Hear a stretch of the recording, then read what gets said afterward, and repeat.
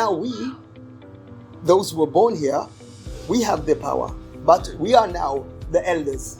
So we are saying this is the last opportunity we will have to address this issue and write it in the annals, write it in the history of the UK. This is what's important, because it's not black history, it's UK history.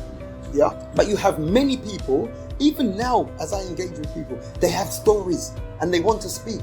So we have to become that voice. So just behind here, this shop here in Fordham Park, there's a memorial there, a stone. But now we have been granted permission to make a big memorial. And now we are going to consult with the community how we want this to take shape. So we want to try our best to solve any situations in the mentality, give examples for the children and things coming through. So we want to go with education. So we are not saying who did it and we want to find who. No, we are about now creating the legacy and the memory and making a very negative situation become very positive. And this is the last opportunity we have. I just think that, it's time for change. Mm-hmm. And people should always listen. Everybody has a voice, yeah. And we use this saying, it's community development, a village ethos, right? The meaning of village ethos means, everybody can share. So I can listen to you no matter whatever your age. You don't have sugar, so I can, we share. So I grew up in the area. I have 3 children who are also growing up in the area. And I think it's one of Lewisham's biggest strengths. I think you learn a huge amount from spending time with people who have different approaches to life than you. And I think it's a massive strength of the area. And it's why I've never left and why I don't intend to leave.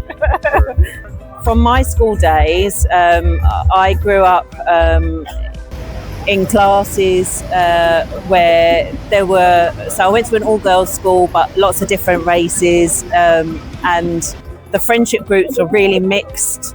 And I think in terms of that sharing of your culture and can help to build those stronger relationships. So I think that was a brilliant thing for me. But then watching my children grow up and have a whole new range of friends that come to our house that we can share and learn from each other, and they're young people, so I'm learning from them as young people as well, which is a brilliant thing.